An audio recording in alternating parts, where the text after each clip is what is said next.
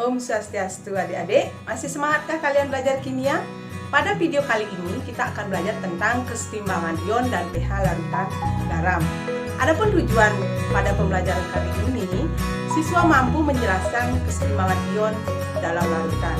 Kemudian siswa mampu melakukan percobaan untuk memprediksi pH larutan garam dengan menggunakan kertas indikator universal. Silakan adik-adik perhatikan video kali ini. Adik-adik, pernahkah kalian menggunakan garam dapur? Pastinya kalian tidak asing lagi tentang garam, karena tanpa garam semua makanan akan terasa hambar. Benar, garam adalah senyawa ionik yang terbentuk dari reaksi asam dan basa. Contohnya, natrium klorida yang dilarutkan dalam air akan terurai menjadi ion natrium dan ion klorida. Adik-adik, senyawa garam bersifat asam, basa, netral, tergantung dari sifat hidrolisisnya. Apa yang dimaksud dengan hidrolisis dan apa itu hidrolisis garam? Baik, hidrolisis merupakan suatu reaksi penguraian dalam air atau reaksi antara kation dan anion dalam air. Sedangkan hidrolisis garam, penguraian garam menjadi ion positif dan ion negatif yang terjadi dalam air. Contohnya, adik-adik silakan lihat pada video berikut. Pembagian hidrolisis garam. Garam dari asam kuat basa kuat tidak mengalami hidrolisis. Contohnya larutan natrium klorida. Karena ion natrium tidak bereaksi dengan air dan ion klorida juga tidak bereaksi dengan air. Garam dari asam lemah basa kuat, dia akan mengalami hidrolisis parsial. Yang mengalami hidrolisis parsial yaitu adalah anionnya. Contohnya adalah natrium asetat. Berarti yang mengalami hidrolisis adalah ion asetat. Kemudian garam dari asam kuat basa lemah. Dia juga mengalami hidrolisis parsial. Yang mengalami hidrolisis parsial yaitu kationnya. Contohnya amonium klorida. Yang mengalami hidrolisis adalah ion amonium. Sedangkan untuk basa lemah dengan asam lemah, dia mengalami hidrolisis total atau hidrolisis sempurna. Contohnya amonium asetat. Kedua ion tersebut mengalami hidrolisis sehingga dikatakan mengalami hidrolisis sempurna. Dari pembagian hidrolisis tadi, kita akan melakukan percobaan. Percobaan hidrolisis garam.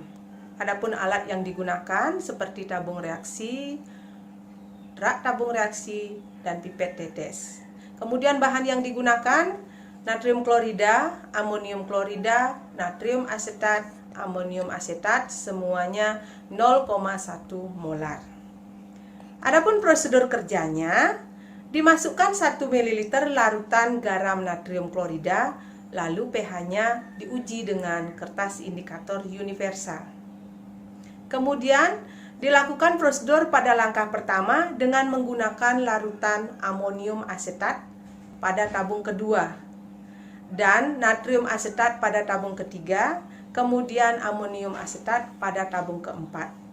Kemudian diuji pH-nya dengan menggunakan kertas indikator universal. Dari percobaan tadi didapatkan hasil bahwa larutan garam natrium klorida 0,1 molar, pH yang dihasilkan 7.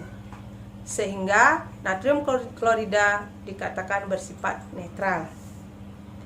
Untuk larutan garam amonium klorida dengan konsentrasi 0,1 molar didapatkan pH 4. Sehingga amonium klorida bersifat asam.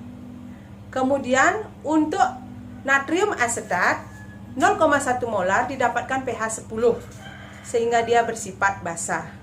Dan yang terakhir untuk amonium asetat dengan konsentrasi 0,1 molar didapatkan pH 7 sehingga bersifat netral.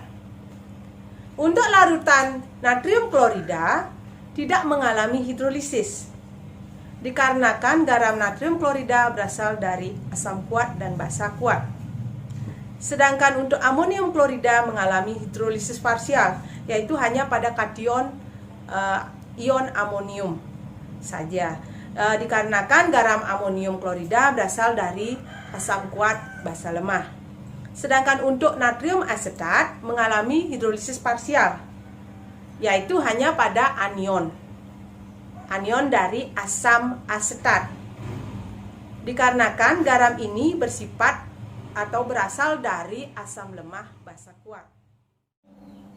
Untuk amonium asetat mengalami hidrolisis total, yaitu pada kation dan anionnya, sebab keduanya berasal dari spesies lemah.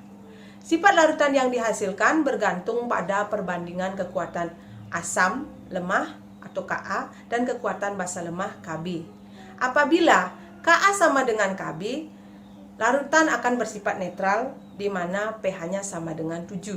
Jika Ka lebih besar dari Kb, larutannya bersifat asam, pH-nya lebih kecil dari 7. Jika Ka lebih kecil dari Kb, maka larutannya bersifat basa, pH-nya lebih besar dari 7. Kesimpulan, hidrolisis tidak dapat terjadi apabila garam terbentuk dari asam kuat dan basa kuat.